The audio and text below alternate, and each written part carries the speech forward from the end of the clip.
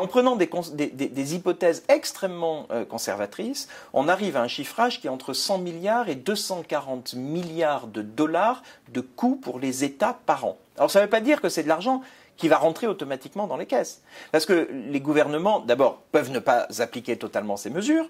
En second lieu, les entreprises peuvent décider de relocaliser de la matière taxable vers des juridictions qui auront des taux d'imposition plus favorables. Mais il faudra localiser des activités et pas seulement des profits via des arrangements purement contractuels. Puis un certain nombre de pays, en fait, vont pouvoir, du fait qu'ils vont collecter davantage d'impôts sur les activités offshore, sur les activités internationales, ils vont pouvoir baisser le niveau global de la fiscalité, baisser l'impôt sur les sociétés, ce qui va profiter aux entreprises purement domestiques. Et donc vous avez là un transfert de charges, en quelque sorte, vers les entreprises domestiques qui vont voir leur fiscalité baisser s'il y a une baisse de l'impôt sur les sociétés en taux nominal, vers les entreprises multinationales qui, elles, échappaient à l'impôt jusqu'à présent du fait de ces défaillances du système international. Et tout ça explique qu'il est difficile de dire que ce chiffrage, 240 milliards de dollars par an qui s'évapore, va se traduire par 240 milliards dans les caisses. Assurément, il va y avoir une augmentation de l'impôt collecté.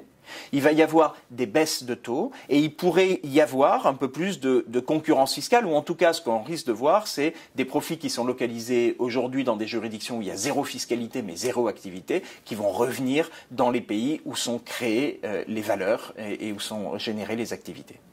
Donc l'objectif, c'est de mettre fin aux paradis fiscaux? Absolument.